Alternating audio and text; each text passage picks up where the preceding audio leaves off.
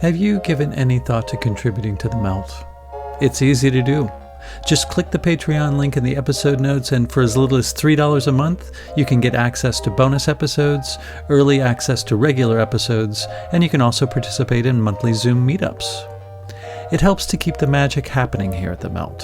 So I encourage you to karmically entangle yourself with the Melt today by subscribing monthly for less than the price of a container of goatee wax, or a prosthetic pinky, or a half stick of DMT butter, or an inflatable casket, or the shrunken head of an Atlantean supermodel, or a woolly mammoth's merkin, or a crystalline replica of Baba Yaga's hut, or a capsule of Sasquatch dander.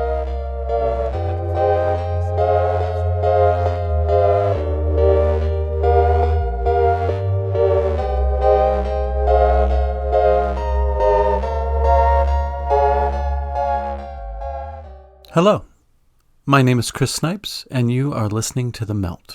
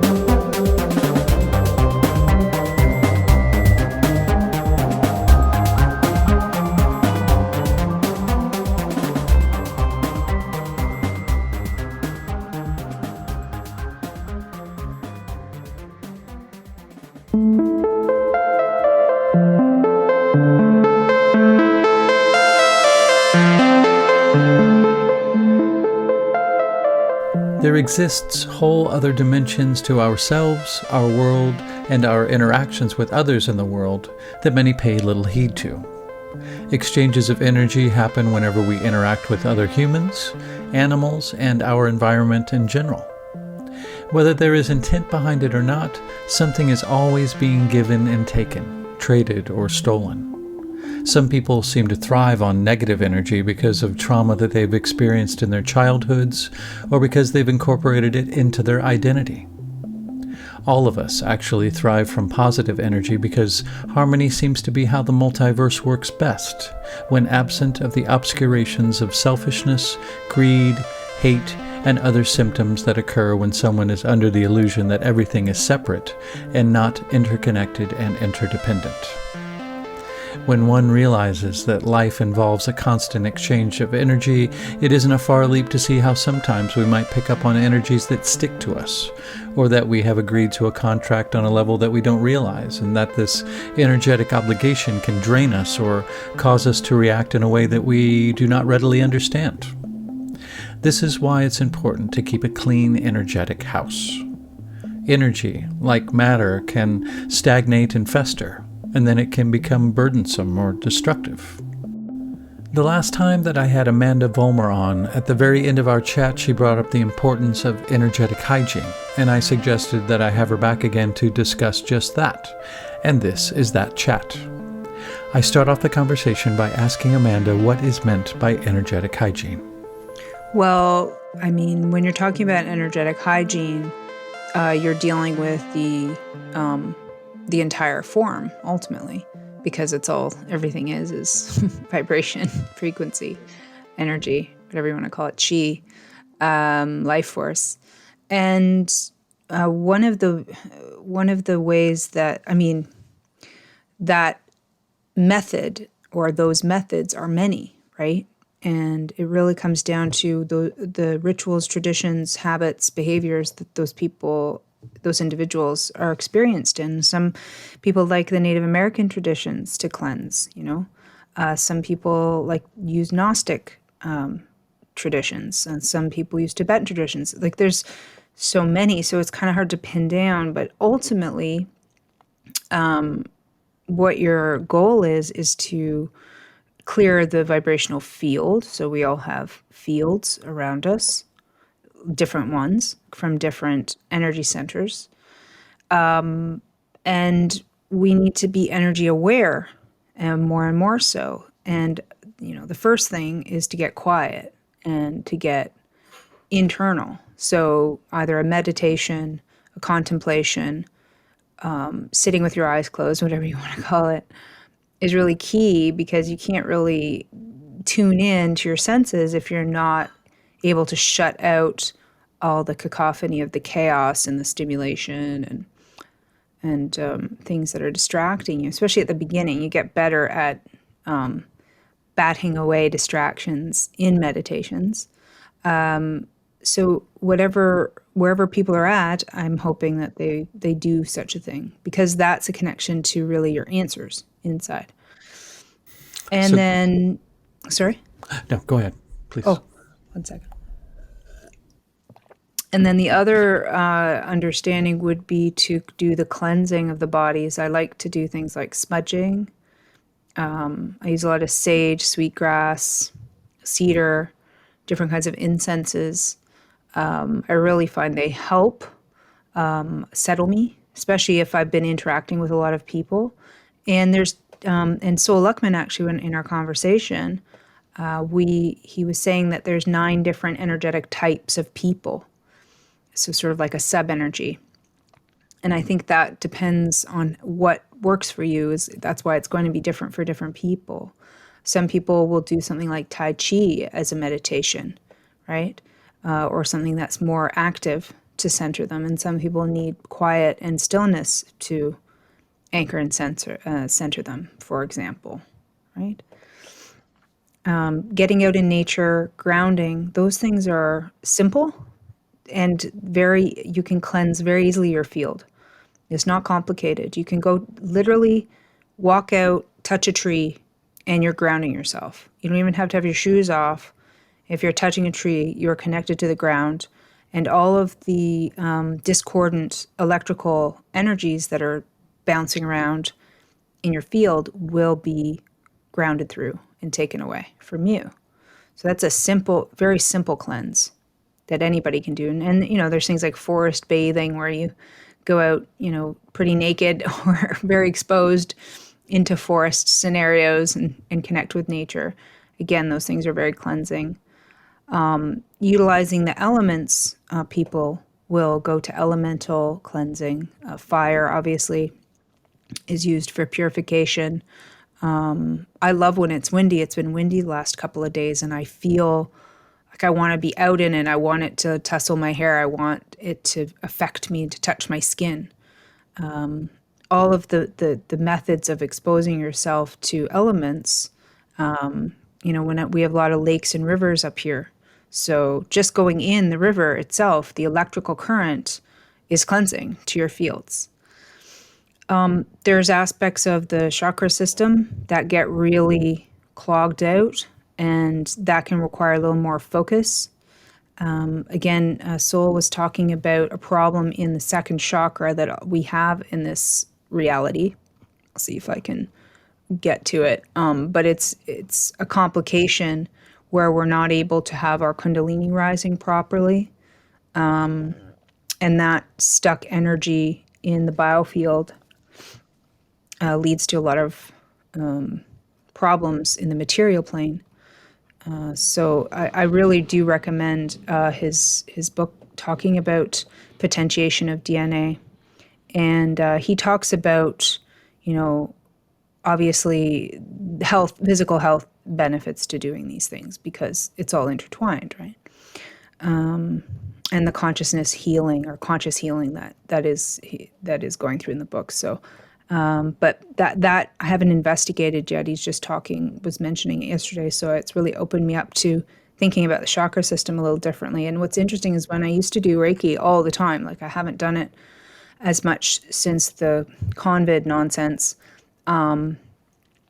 But I always would do second chakra, no matter what. I always felt drawn to work there. And usually heart was always a lot of work to do as well. And these are just simple cleanses. I mean, you can imagine just lighting up all your chakra systems as a cleanse. So as a habit, if you really just meditate, forest bathe or ground, have some elemental exposures, and go through your chakra systems and open and close them like a flower opening and closing, and imagining them cleaning and cleansing, that's more than like 99% of this population what it's doing for their energy balancing, Sure. and a little bit of smudging here and there. Yeah, I mean, that's as simple as it's not difficult. I mean, it's not difficult at all. It's we have our free will, and it's really our intentional thoughts that start to create and put in motion our reality. And the more you tune in with yourself, and the more you do self-care, taking a long bath is self-care, but you can enhance your bath by putting in magnesium salts and Epsom salts, or borax even I put in. These sorts of things that will help cleanse the tissue, and that will affect the field as well, right? Because you're using salts, and salts have an electrical nature to them. Hygiene of sleep, very important. Your bedroom should be like a sanctuary of peace, not a place where you watch TV and have gadgets all over and things plugged in everywhere and all kinds of blinky lights and stuff. It should be a place that's very calm and dark when it's nighttime. Or if you don't have any other lights outside your window, then leave the blinds up and allow the moonlight and allow the sun to wake you in the morning, get in a proper circadian rhythm. That helps your emotional field balance properly. And so these little steps we take for self-care, and it does, it's weird because it sort of gets you sometimes more in tune with energies, but then it takes you up another notch where you feel like you have to protect yourself again because you're more sensitive to energies, right? So it's a catch-22 a little, but then you learn, and then it becomes a rule of just exercising the same good behaviors. I mean, if I go out into a bunch of busy area or a lot of people, a lot of overlapping energy fields, when I return home, I will be cleansing myself. That's it. I mean, ultimately, anytime you walk in the front door, you should smudge yourself before you even enter the house. If I could make like a device where you open the door and it just smudges you, you walk through it, that would be awesome. Like a mister. Yeah. Yeah, I know. That's a I'd great idea. love that. Yeah. Just like a field cleanse, because we pick up stuff. We pick up ideas as well through the field. We pick up all kinds of harmonics, like the resonance field, right? And especially as you become more in tune, especially if you're empathic, it's bound to happen. And I think it's part of our learning about who we are and our gifts and our abilities. So I mean, that's as much as I think most people can handle, really. If you want to get right into it, there's all kinds of very specific disciplines that are quite rigorous, involving long, lengthy chanting, prayers, toning, sound. I do like sound healing. I think it's really underused. You could get a set of tuning forks and just start playing around with it. Or you can just tone and hum and see which tone you like and just sit there for a while. You can do tapping. I really like emotional freedom technique tapping. I find that also very releasing emotionally. And it's a very easy structure. Like once you learn the acupuncture point pattern, it's a very simple process. And, you've got your patterns and you go through them. And in your mind, you release what you're carrying, the burdens that you have, the worries you have. I'm very worried about this right now. I can't stop thinking about this right now. So you talk it through. So it's not like the new agey principles are you ignore the shadow and the dark stuff and the bad stuff. It doesn't exist, right? So you don't do that. You acknowledge the dark stuff and the bad stuff and the junk and all of the emotions that you feel are negative or whatever you would judge them as, because they're really just energy and motion.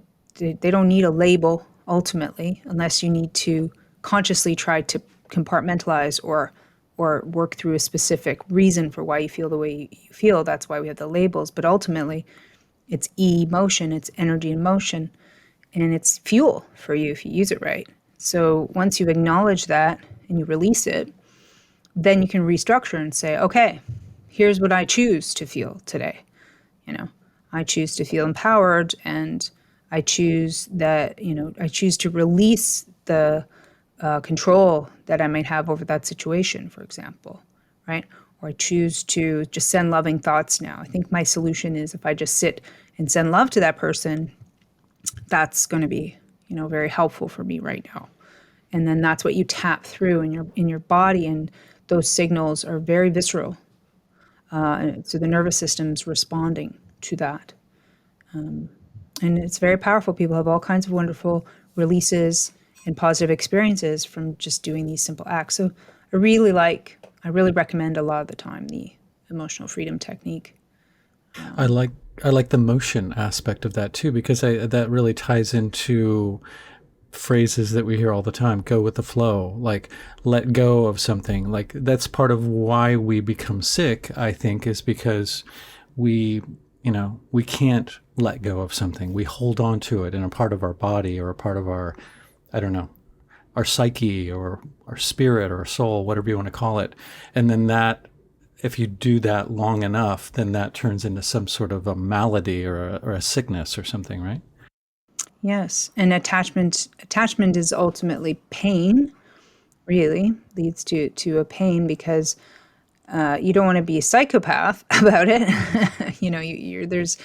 You're going to have loving attachments, right? But the the goal is to not grasp and need to keep it just so, because everything is always evolving and changing, Yeah. and that's the nature of life, is continual change. That's why when you practice impermanence, it's very valuable, because what you're training yourself to do is be very present as much as you can in the now moment, realizing that moment to moment, that moment that you just had right in this moment is gone. It just left. Now there's a moment before you. You have that moment, and you simply train yourself to enjoy what is present. And I think a lot of this technology that they've put before us keeps us completely the opposite. It keeps us way out of the presence of ourselves and the joy of the moment. And what is really fleeting joy is a presence, being present in your experiences. There was a meme I saw yesterday, and it was of all these people filming something on their cell phones, and this one elderly lady just smiling and actually watching it with her two eyes, and she was the only one in the crowd, and she knew how to appreciate an actual living moment in herself, and we're losing some of those capabilities because we're trying to replace that with this sort of false stimulation, and the stimulation gives us this idea of pleasure, like from a dopamine signal or this sort of thing. But it's not, it's actually bringing us more into a demise and a depression.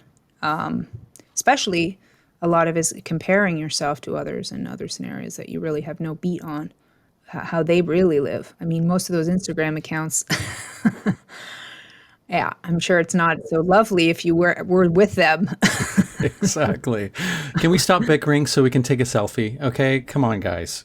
Yeah. Yeah, it's like I see that, and like 15 shots of somebody going out to eat dinner with their grandparents or something. It's just like, be in the fucking moment. Don't think that you have to share it with somebody. Like, share it with the person that you're in front of. You don't have to report back to us. We don't need to know about your good time. I know you have good intentions, but be in the present, people. Yeah, it's tricky being a content creator and not having someone else post on your behalf, where you're responsible for posts and things. That can become very, overdone. I've actually pulled back in a lot of ways, that which is fine. I just try to make more value added posts, so I'm not looking at that damn phone as much as as I have had in the past, especially when I was just building my business. So I understand the usages and all of those. I understand all the good things about it too. However, we have to remember it's not all about that. And if we're talking about getting centered, then we have to consider that we have to put that thing down and stop and just contemplate. Every morning, when I wake up, I have contemplation time as much as I can. I have a warm beverage and I sit outside if it's nice, and I just try to pace. Might plan my day. I might plan my day, or I might just sit in a thought that I hadn't, had the time to complete, and just take. That's totally for yourself, and it's not selfish to do that. It's the opposite, actually. It's self-care, and self-care means that you have enough energy and support and groundedness and centeredness to support others when you do that. I think it becomes obvious when you can pick up at all the intensity that's sort of in the air right now, is that, and people's attitudes, that they don't spend a whole lot of time in reflection and self-reflection and just being quiet and letting the moment be. It seems like they're always in reaction mode, and that's a stressful mode to be in all the time. Like that's putting all of the energy into responding to your outside stimulus instead of grounding your inside. It's very outside based, external. And now it makes sense why people become so controlling, right? Because they feel as if they're losing control of themselves, so they have to take it up another notch of control of their environment as a stance. Or they're saying, I'm in control, you see? I'm in control because these things in my life are in control. So now I'm in control. But that leads to a vicious cycle where it doesn't satisfy. And so then you need to control more things over time. And then that becomes very addictive. And it actually, you lose yourself through that process. So I've had to do things where I just had to let the mess be the mess, for example. Like it was a messy kitchen, and oh well, I guess it's just going to stay a messy kitchen because I refuse to make it about control. I'm going to clean the kitchen because I need to for a purpose, or I know that tomorrow I have to do something in the kitchen. Like there's going to be a logical reason for it.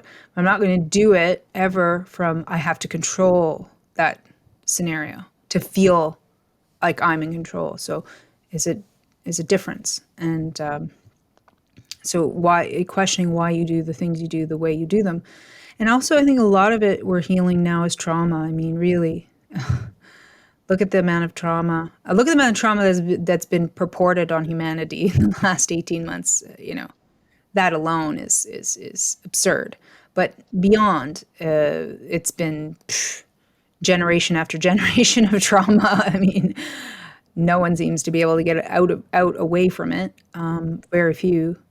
And even birth is from just birth alone can be a trauma event. So even if you had no other trauma in your life, that alone can be a traumatic event that stays with you. And then there's miasmatic trauma, generational trauma that you carry energetically as well, that you don't know why. That's the worst because you can't relate it to something directly. Exactly. You just know you're traumatized by something. And the trauma is tricky work, of course, because in a sense, now I know Gabor Mate talks about this and some other very powerful healers like Francis Weller. And there's a part of you when you're healing where you're putting logic to it, right? Where you're like, okay, so this thing happened. I'm out of the stress of it now. I see how it happened or why. Maybe you don't know why, but you understand kind of how. And you're trying to rationalize it, which is fine. That's a piece of the healing and coming to terms with it, and then maybe how to take further action after that moment. But if you don't deal with the underpinnings of the emotion, what happens is, or you can't, which in childhood, like childhood traumas, you definitely can't talk your way out of it. It's beyond logic. So it's beyond language and talk therapy or anything. And you end up compartmentalizing it and burying it in a part of your psyche. And it's only triggered by things. And if you don't have time to deal with traumas that have built up as well, even in adulthood, the background noise gets bigger over time. And when you get really greatly triggered, it can create sort of like a crisis, an emotional crisis. And the emotional crisis can rock you, can destabilize you, can dissociate you, and you need to then come back to center again. Go, okay, where was that? What was that about? Or where did that trigger come from? And it's usually something that you weren't able to really completely close off. And that's why they have those virtual reality scenarios where you can recreate your trauma like as in a video game. And then you go in as a virtual, participant, and you complete the story as, in some manner. Like a lot of the times, if you've been in a long-standing relationship with a narcissist and you've been micro-abused and devalued, and you really had good self-esteem, but now your self-esteem's tanked, so you're starting to work on self-love and all of those things again, you can have this issue where now you're hypervigilant, very hypervigilant to any other sorts of things like that. And mainly because usually in those situations, you never had closure. Because one of the things with the narcissistic situation is they don't give you that. They very rarely give you closure. You have to find a way to close it yourself. You have to imagine a scenario, or you have to recreate a storyline so that your psyche can put it to bed, essentially. And then the question is, does it really ever get fully healed? How long does it take to heal? And what remnants of that damage still remains in your hologram, in your cells of your body, right? So if you were hit or you were abused even physically, there's releases that I've seen people go through from their body, like shaking and so forth, of just releasing that out of them. And they were carrying it all along for maybe decades even, right? So this we are strong and powerful and also extremely delicate and sensitive. We're a living paradox.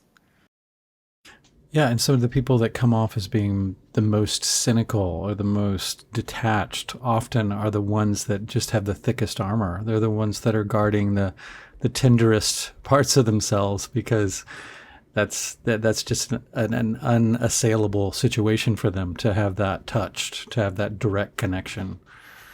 It's like character armor, like Wilhelm Reich was talking about. Yes, exactly. Yeah.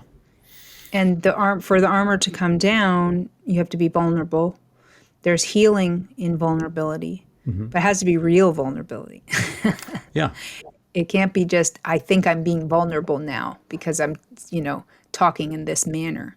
And it has a lot to do with trauma and then the personality development, because if you don't know how to relate emotionally because you were never had a good model, right? If you didn't have the proper parental model of the emotion when you were growing up, then what you learned to do was mimic an emotion or watch someone having an emotion and say, oh, I guess in those scenarios I have to behave like that. So I'll play act that emotion when I'm in this scenario, that scenario, and that scenario. Those are appropriate responses.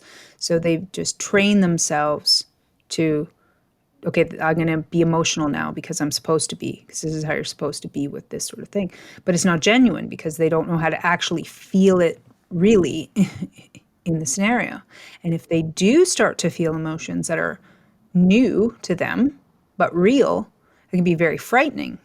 And they could even go the opposite direction, become very aggressive about that and try to protect themselves and push the other person away because they're confused by those situations. And that can create all kinds of relationship problems, as well as, loneliness and all kinds of situations. So, this emotional aspect of what we are is there's a lot of work to be done there because of all this ongoing residual and also group dynamic trauma. Like there seems to be connections with groups And again, Sol and I were talking about that yesterday, where there seemed to be like group karma being played out, depending on, what country you're in, what you're around, or what your people are doing, and you get pulled into, even if that's not your direct karma, if you're pulled into the group, Yeah. you're in it. You're in it. And you have to really go inward and see if you're supposed to leave, you're supposed to change your group. And aren't we seeing a lot of that now? Oh my Where, God, yes. I mean, this is crazy because our families are being split apart. I don't know one person that I've talked to that hasn't had a splitting apart of their family, including me. It doesn't matter who you are. There's so much division in that because I think there's a group dynamic issue being played out. It's interesting in sort of like the realm of identity politics, like how it's almost like they want to designate a certain kind of karma to a certain group, whether or not that applies to that particular group or not, or whether it applies in the current context. So that can get confusing, like a certain group getting blamed for something that happened hundreds of years ago that they had nothing to do with, but it's as if they had something directly to do with it and that they sort of somehow energetically recreate that on a day-to-day basis somehow. It's just so crazy. That's as a way to seek justice. And I understand. Well, yeah. I understand why somebody would be inclined to do that math, but it's very simplistic math. It doesn't really add up. No, it's a testament to, I think, lower IQ's manner in which they will try to compartmentalize their trauma by using it or plastering it across a larger group dynamic, right? Because if you can now control, right, because it's all control dynamics, control the whatever emotion that is not safe for you and throw it over there onto some sort of group of people. Now you can vent and dump and project and do all of your emotional vomiting, if you will, which helps you feel better. Because people who are weakened by trauma or they don't have skill sets to process energy, they'll just barf it all over people. They'll blast it outward, right? You know about projection and all of the mirroring and so forth. So it's the same idea, but just on a bigger scale. So let's make someone the enemy, and then those are the people we throw our hate onto so we feel better. Or those are the groups of people that we compare ourselves to so we feel like we're not failures in our lives. Or here are the people that we are most like, so we will make sure we applaud them so that we feel like we're part of that group, and therefore we get accolades back to ourselves, right? And that's the whole social justice warrior game with the virtue signaling, because these people are so vacuous and they're so emotionally damaged that they're like children trapped in adult bodies, and they don't know what they're feeling, really. And also, they really have so much deep trauma, I think, they don't even realize they have it half the time. And that their egos are completely in the driver's seat. They haven't found who they are. They don't know who they are at all. They only associate with their egos. They only associate with the group dynamic. They don't exist unless there's a group dynamic, right? That's too terrifying for them to have a existential moment where they might fear, death or being alone or whatever's the worst fear for them.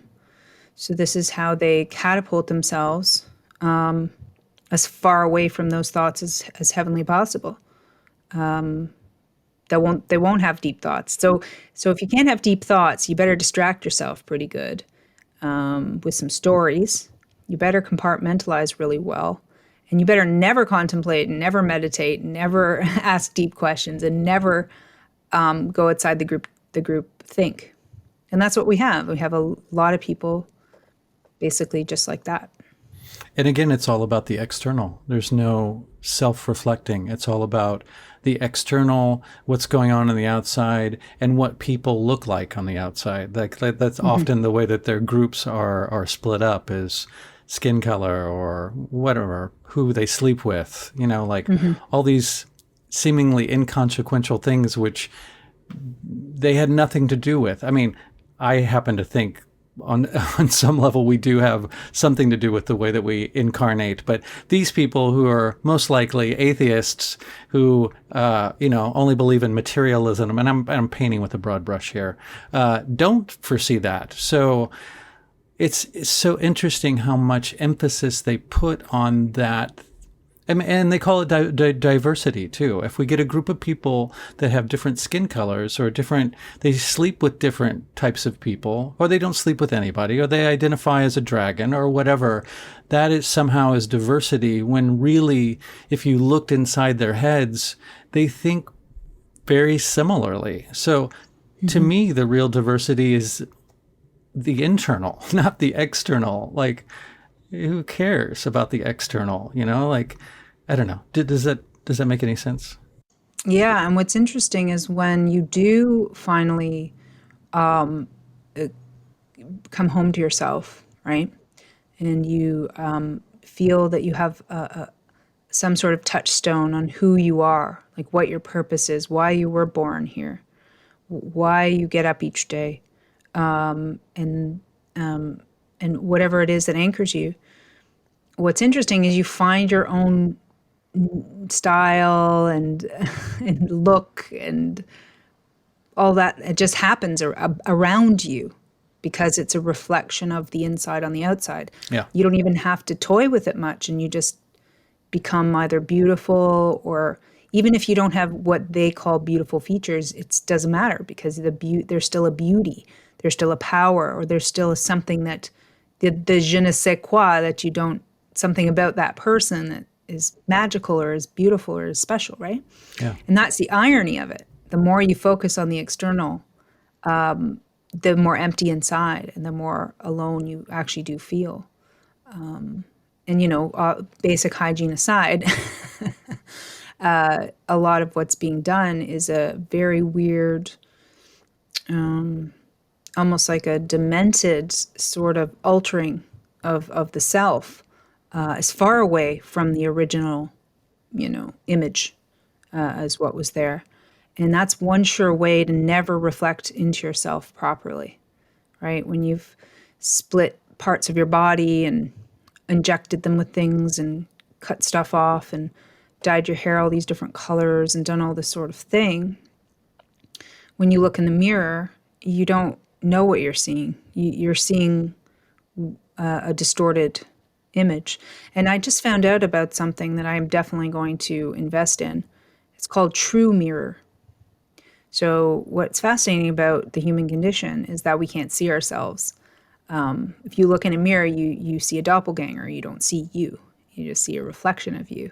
And this gentleman started to realize that when people would look at themselves in the mirror, they would get almost like a haze, or they would glaze over, where they weren't really seeing themselves. So he made a unique mirror that is a true mirror, where you see yourself exactly how others would see you in person. And when people look at themselves in that mirror, there's something that turns on inside of them, where they start to really see themselves. And they're almost surprised, because that's the first time they've ever really seen themselves how they're seen. And it lights up a part of them inside, which I think is quite fascinating. So I'm going to experiment with that myself, and as a real meditation, because I remember one of the meditations I learned way back when was a staring mirror meditation, where you stare at yourself really intently in the eyes, in the mirror, until you find compassion with yourself. And it's a very emotional experience. Now, to do that in a true mirror, that would be a whole other type of reflection. That would be fascinating to see how that particular meditation would unfold. How does that work? Does it reverse the reflection? Yeah, it's like there's mirrors at the bottom, angled, and then at the back, so it actually just completely takes your image completely, just shows you it right back. Interesting. Yeah. Cool.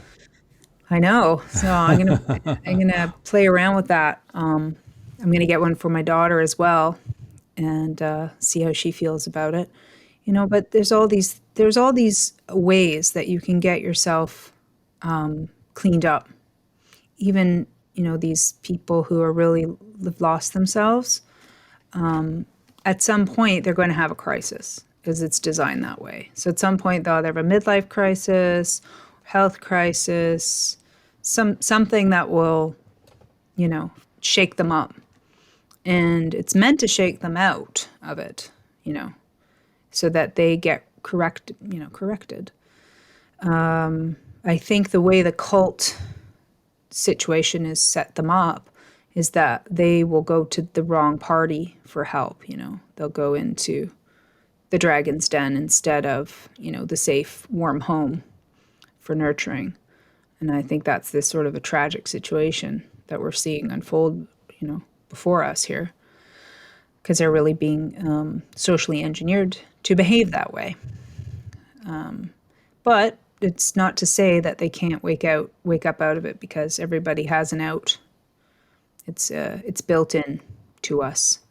So we can just give the best thing we can do for them, in my estimation, is envision that for them and hold that for them, that they will, when they do have their life crisis, it will shake them correctly, that it will help them to realize that they've, been running the false self, pretending it's the real self. And that maybe they can do some inner child work and forgive themselves, and get out of the shame of existing, and find that self-care, self-love behavior, or even what that is, which even took me. It's still abstract to some degree. It's because we're told not to be selfish, right? We're raised not to, that's bad, but not at all. Not when it's really about the divine nature of ourselves, and that we are from the Creator, and that we're here to learn, to grow, to support, to help, and to ascend ultimately. So it's okay. and you could even argue, and sometimes I have these thoughts, one could argue that if we are oneness, then everybody else and everything else is just part of our projection, part of our virtual reality game experience.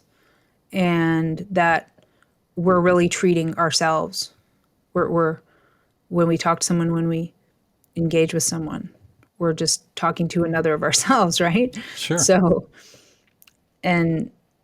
maybe we are fundamentally alone, and maybe that's why we get that. Maybe that's why we've done this.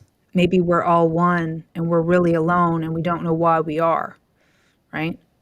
And that we played this pretend game so we can have relationships and feel like there's all these people and we're not alone, right? But ultimately, deep down, you're born alone, you die alone, So it's an interesting way of thinking, and so I don't take it so seriously. And I think a lot of these people, they've put all their eggs in one basket of their ego, so they take it very seriously, to the point where they'll kill someone for it, or they'll destroy someone if they even dare, show them a mirror of themselves. How dare you show me my illusions, right? I'll destroy you because I can't have that. I have to control this. And if you take that away, it feels like death, feels like they're going to die. And that's also the problem with the narcissist as well, right? They can't change. They won't do the work. They refuse to do the work because it feels like that's it for them. They're dead, because the self that they've known, that they've worked through their lives, is an illusion, and they don't know who they are. So it's like scary, and it is kind of a death. Sure. Yeah, there's a lot of controlling behavior going on right now. from the top down, from governmental organizations, medical organizations, all of that malarkey, Hmm. and people who want everybody to think like them. And if they want to control the narrative and cancel people who don't think exactly the way that they do. So there's not, that doesn't, that doesn't lend itself to unity. And none of this does. It's just very divide and conquer 101. I mean, Hmm. and to me, it's not very difficult to see through that. But Yeah. so many people are really having a hard time with that. It seems like, because it's solidified them in their the sides that they perceive exist, when really there is no sides. There's no left or right or wrong or anything like that. We're all on the same page. We just have to realize that it's all a state of mind. Yeah, well, they don't see that.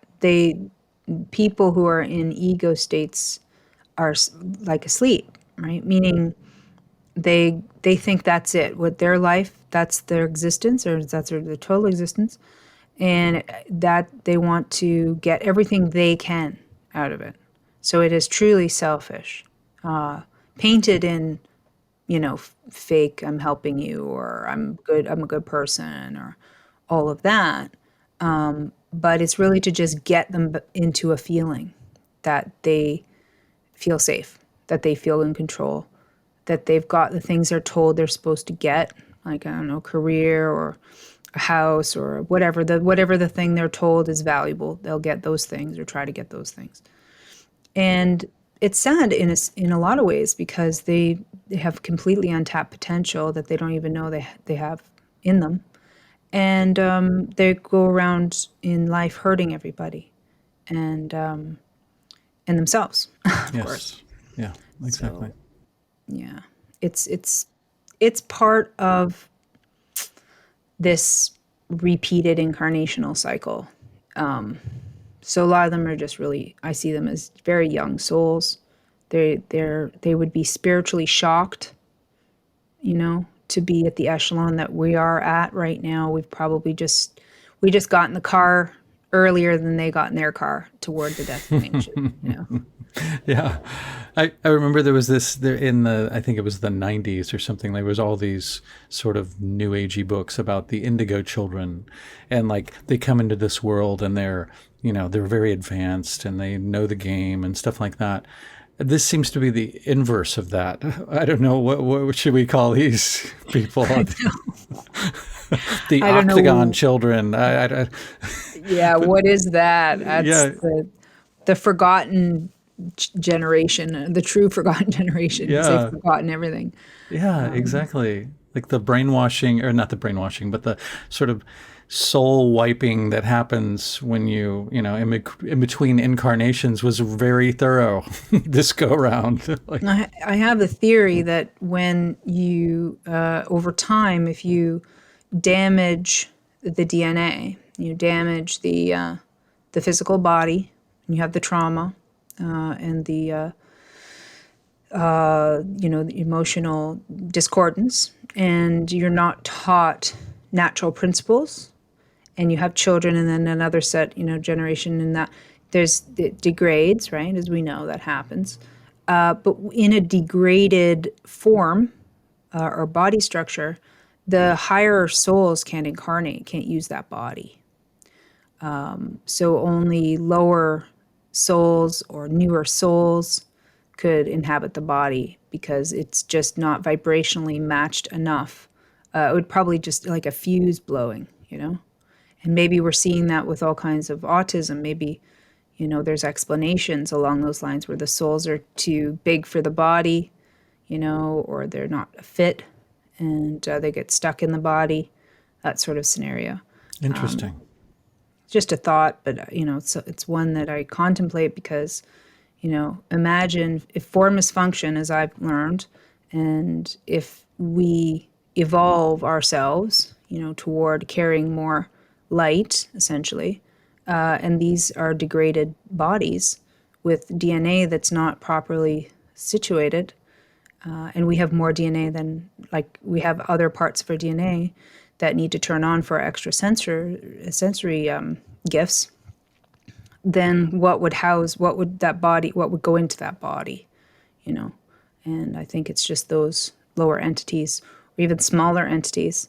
Seems to be that if you look back in time properly, if you throw away all of the fake history, fake narratives and fake evolution and all that stuff, and you really start to uncover what they've, hidden from us, there were realms and realms of giants before us. So we have lots of bodily evidence of giants, and titans even, not even, Andre the Giant wasn't the kind of giant I'm talking about, There's even like if the Smithsonian basically stole Yeah. all of this, knowledge, and then faked dinosaurs to make all the big boned animals, because it wasn't just humans that were big, all the animals were big too, make it sound like they were just big dinosaurs, some weird, things, but it was just bones of bigger animals that, we see today. So why are we shrinking? What's happening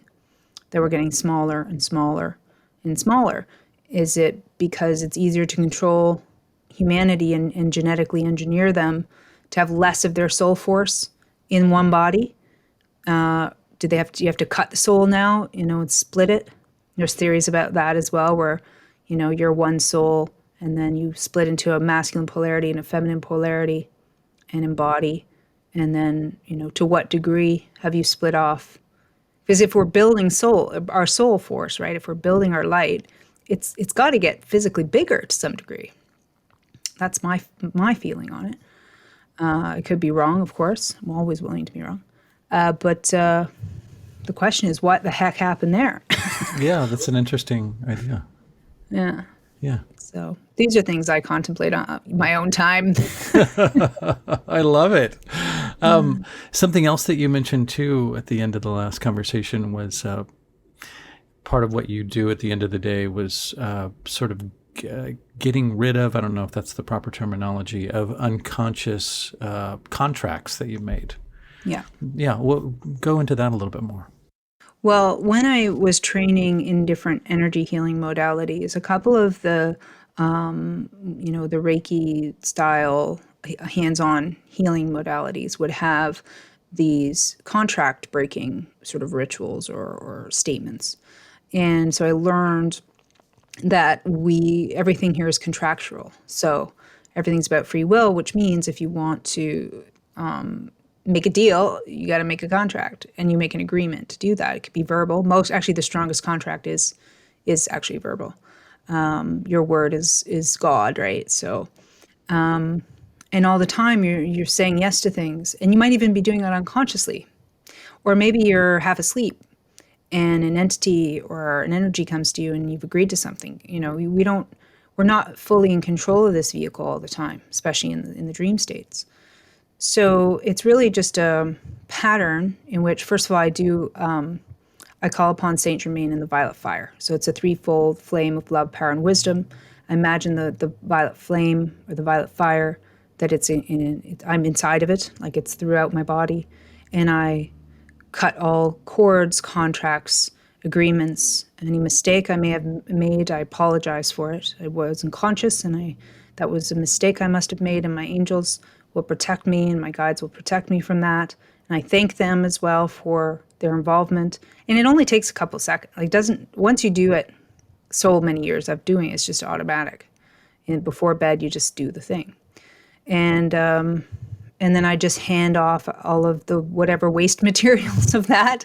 And they know how to properly dispose of that responsibly. And then I bless the energy, saying that, if there's any discordant energy here, please take it away and please use it for any good or anything you deem necessary for the enhancement of our reality and for people and wherever it needs to go, sort of thing. So like a prayer, It's a very simple act, and in angelic Reiki, it's very, very specific. And I do have an angelic Reiki blog that I've sort of abandoned, really, but it's on there. The non-interference affirmations, it's called, and that was written by my old teacher, who's long passed, but Kevin Core, and they're basically just like a incantation or a set of words that you say that says, I cut all contracts with, demons, entities, anything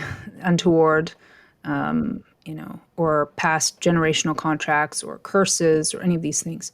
I clear those from me.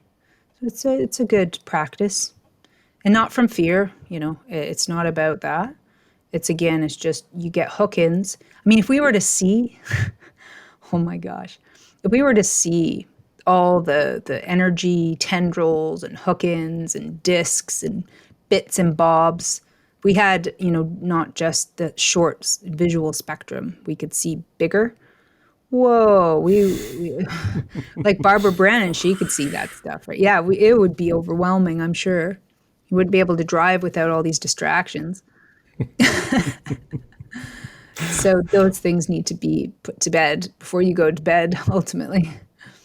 Yeah, it seems like there is a lot of, there must have been a lot of contract making at some point in the world right now that's going on. It seems like there's a lot of, yeah. I mean, I feel like I'm on the outside of a lot of that, but it seems like these people are locked into going in this particular direction, trusting these authority figures or authority institutions that are giving them these marching orders, and they're doing it without question. So it's so tempting to want to interfere with that, but I mean, it's a two-way street. Somebody's got to be willing to have that conversation. Otherwise, they kind of have to work out their own karma in a sense. I mean, there's not really much we can do about that, is there? Well, like anything, it's not your circus, not your monkeys. It's none of your business what other people's realities actually are, because there's many worlds within the world. Oh, sorry about that. That's okay. Oh, someone trying to call me. So yeah, there are many worlds within the world. And that means you have to make a decision whether you're going to involve yourself in somebody else's world or not, because there could be karmic consequences from that. You have to be very clear within yourself the level in which you meddle with that. Now, if you're called in or you're shrouded because you still have karmic contracts to clear, well, you're in. You don't really make those decisions. They're made for you, usually by you and probably beforehand. But past that, when you have basically done the majority of your karma, then it comes into service work. So you're more in your dharmic, service work. And you have to be careful because, I actually gave my daughter a lesson on interference. For example, we were outside, sort of in this porch area that we have. And my daughter was upset watching this fly that had caught in a spider web. And it was, one of its wings was completely wrapped up in the web, and it was going around and around and around and around, spinning, trying to get itself out. But actually by doing that, it was getting more entwined. And I said, okay, well, we could interfere with it. It is the meal of the spider's dinner. So we could try to save the fly. But the problem is, if we do that, there's no guarantee we're going to save the fly because the fly is very damaged. And now we will interfere, and now two will be lost. So now the value of the fly for the spider is gone if we interfere. So what would you like to do? How would you like to experience this? Would you like to just walk away and let the process happen? Would you like to intervene in some way? And she said, I want to save it. I said, okay, let's see what happens. We'll do that. So we tried to save the fly, and it actually started to spin in crazy circles on the ground once we cut it out from the web because the one wing. And we couldn't catch it. We couldn't get it because it was buzzing so much. And we were running around, and all this kind of chaos then ensued, right? We finally ended up catching it. There was no way we could save the wing. I said, now you see. Now the spiders run off as well because of the chaos. So we intervened. We tried to help. We created the chaos for us as well. And the spider went away. So now this fly's still going to die, and the spider may not have its dinner as our repercussion. So she really saw it firsthand what can happen, when you think you're actually trying to help, you're actually making it worse. Now, I said, now let's say, apologize to both parties. Let's apologize to the fly and the spider. And let's put the fly up in the web now. And we'll do it in a way where the fly doesn't feel like it has to struggle. It can just let go now. Okay? And that's how we'll help. And hopefully the spider will come back and we'll have a meal out of this. And the fly's life won't be for naught. And that was the end of the tale of the moral story, right? But that's really what can happen when this interference, and Canadians are interesting because Canadians don't like to meddle at all. Like if you're pulled off the side of the road kind of thing, right? They don't want to pull over and say, hey, you all right? Sometimes you really need that, but they won't. People don't always check in and say, how are you? They wait for you to ask. They wait for you to reach out and say, hey, I need help. That sort of. So there's all kinds of cultural differences in the way we approach a lot of these situations. But ultimately, you have to learn to trust your internal direction on that. Sometimes you don't have time, and that's a testament to your own inner practice when you really get the tests coming sort of rapid fire. Yeah. You got to know in the moment what to do without overthinking it. For sure. I think that the potentially concerning part of reality at this point, maybe for a lot of people, is that, sure, we have our little karmic track that we're going down. The rest of them have and I'm using that just, I know there's no us in them, but have their karmic path that they're going down, and it seems very intertwined with all of these systems, authoritarian systems.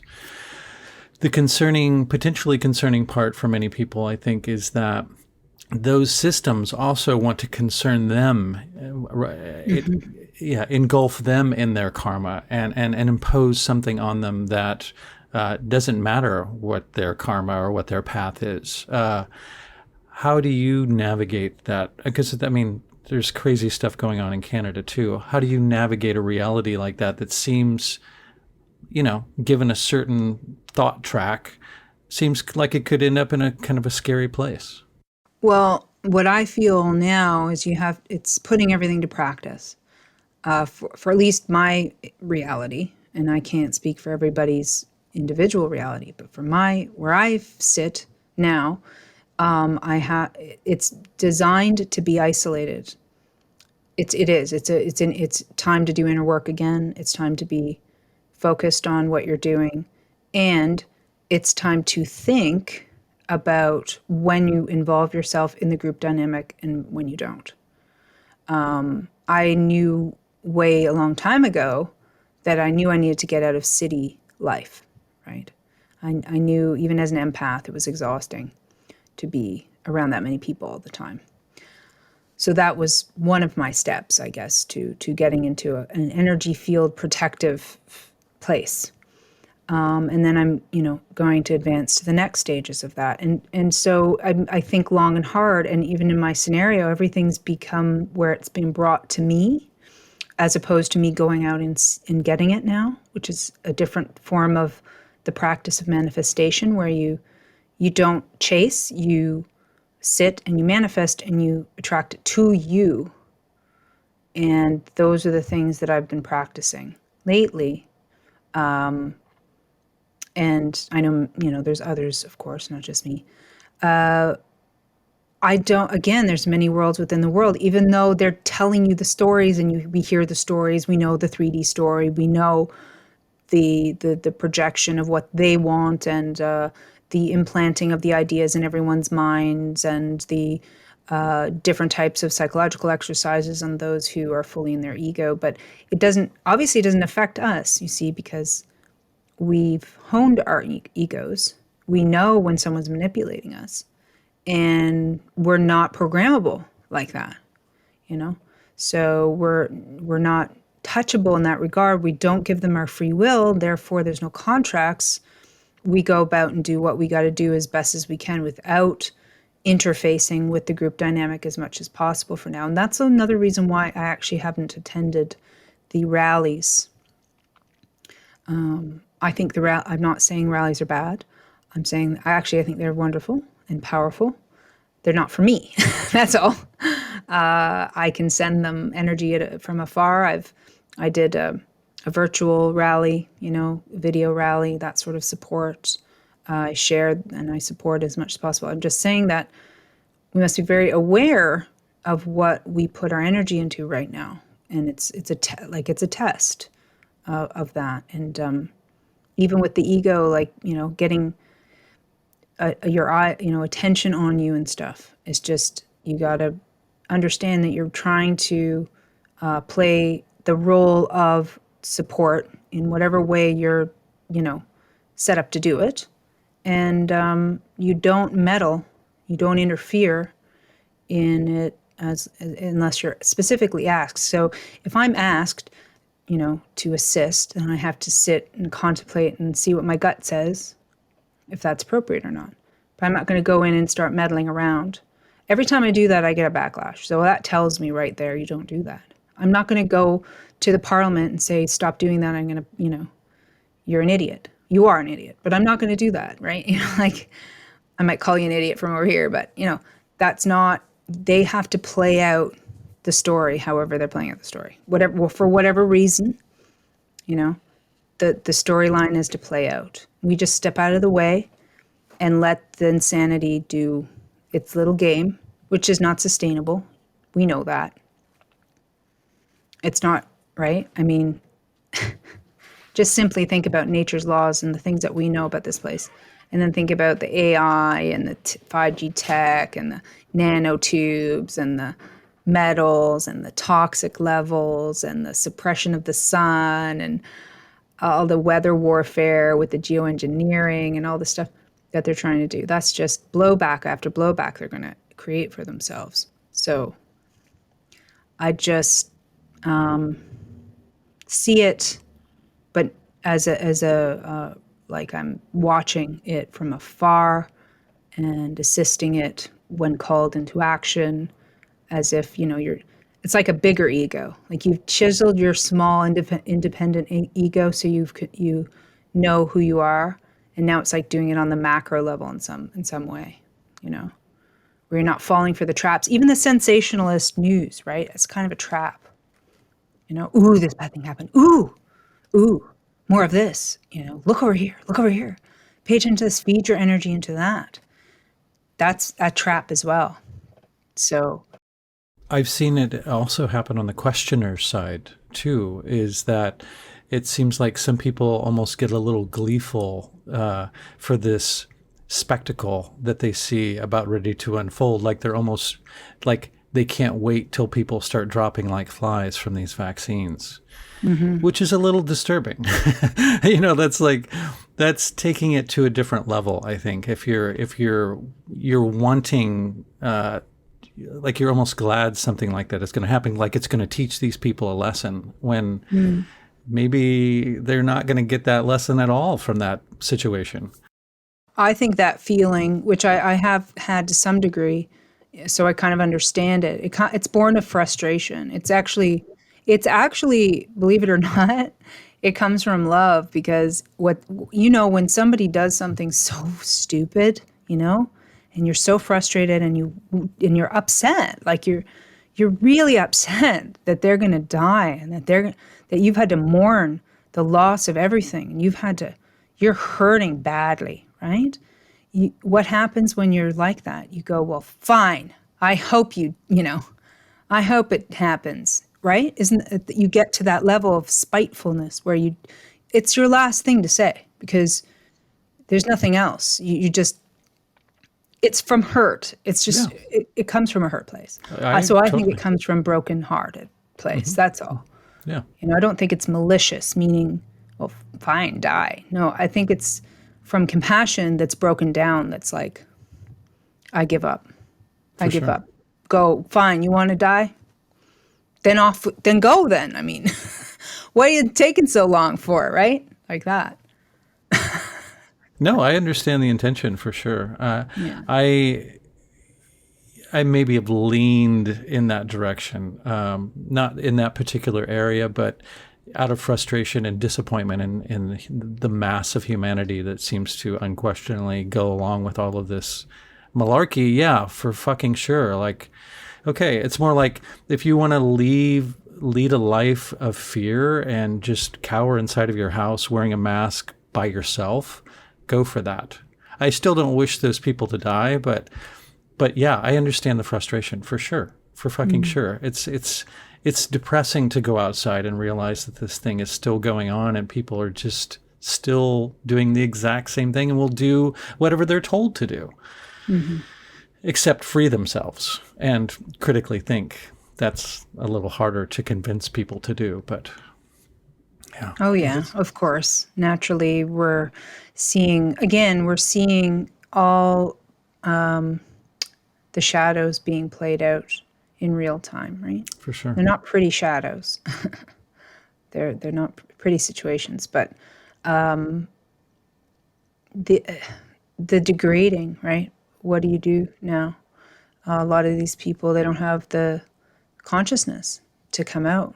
So they will, sit by their televisions. They will do what the television says, and that'll be their demise of them ultimately. Yeah. And we can't rescue everyone. And in fact, you can argue that the rescuing has been part of the problem because people have gotten easy lives with handouts, meaning, they don't create skill sets for themselves because of need, right? The skill sets are just either basic survival stuff, but nothing to bring them up into higher consciousness. So that's what you get. It's the proof's in the pudding. That's your end result. For sure. Well, maybe we can wind this down. And is there any sort of positive note that you would like to maybe wrap all this up with, or something that people can do to navigate this insanity if they haven't gotten the hang of it by now? Well, it's a roller coaster, right? Or you can think of it as we're in this big ocean, and it's a very busy ocean. It's a very wavy ocean. And you can either hold your breath, like really get good at holding your breath and go right under, or you can learn to surf the waves and become a master of surfing. So you have choice in how you navigate your situations. And I'm not saying that we're all got it handled, okay? I mean, I'm trying to teach or to give you like people some ideas that they can roll with for themselves, right? It's not easy for any of us. Okay, we're struggling in the sense that we can feel that, and we know that terrible things are happening to children and to the next generation, and things that we can't seem to stop. And so we have to relinquish that control and give it internally, like I was saying, to higher powers to work through. But make sure that's an action, that's active. That's not just hoping that God's going to do something. Like there's things to do there. So that's positive because that means you can actually take action from your own home. You don't have to. Actually, what's called magic is when you manipulate the external projection, right? When you tinker with the outer, what you see with your eyes.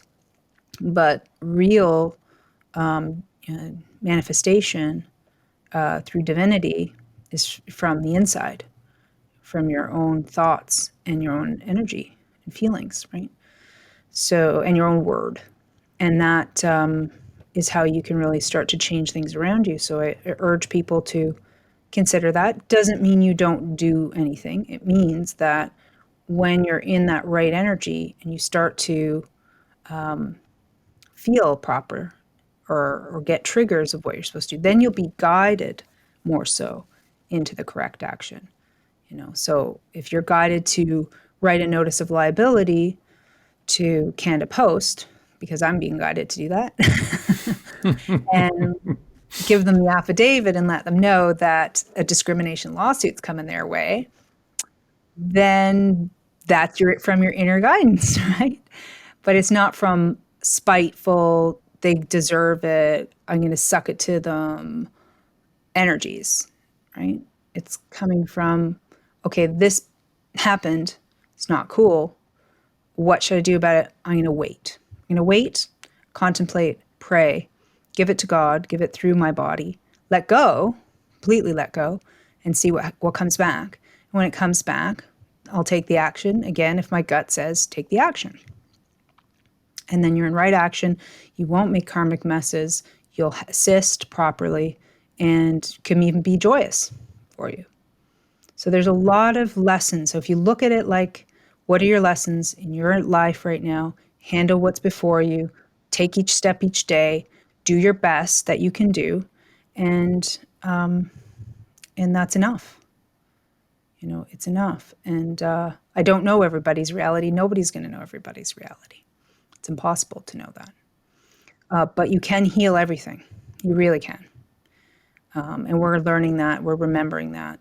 And it's going to actually be wonderful what's coming after this big healing crisis. Then the new build will start. It will commence. It will take a number of years, but it will. It's meant. It's written. And so we don't have anything to fear. I would just say everybody who can do it, just stop complying completely. Just don't comply. Don't wear the mask. Don't do the distancing. Just don't stop complying and stand up for yourself and say no. And if everybody starts doing that, then they've lost and we can start to reclaim some of our freedoms. So. That was a crowd. That was supposed to emulate a big stadium. You looked at the computer like something was malfunctioning. That's a fucking great note to end on. Thank you so much. I know there's a lot of people out there that could probably use to hear that. And it's true. It's absolutely true. It's a state of mind and it's a state of being. And we all manifest this reality individually and together. So it's important to realize that and to fully own that. Yeah, for sure. Well, wonderful. Yeah. Where can people find you and your work online? Well, I do have there's a lot going on. I do have yummy.doctor. So a lot of people don't realize that the .doctor is the domain. So you don't have to put anything else. Okay. That's videos, of course, blog articles. You can put a search term in and look for all kinds of things in there. Cool. And I will soon, if you want to register, make an account there. Then when all the new stuff comes up, which I'll have protocols and a membership and all kinds of freebies and PDF books and resources, then you'll be notified of that. And then, of course, yumnaturals.store. That's my products that I make, all natural, of course, and my professional supplements and other goodies that I find and put up there. And then, of course, my healingwithdmso.com for my book. That's fantastic. Yeah. Cool. Well, thanks, Amanda, so much for what you do and for taking the time to chat. It was fantastic. Yes. Thank you, Chris. It was wonderful to have another talk with you. Yes. We'll do it a little further down the line. Sounds great. All right. Okay. Yeah. Take care, Amanda. You too.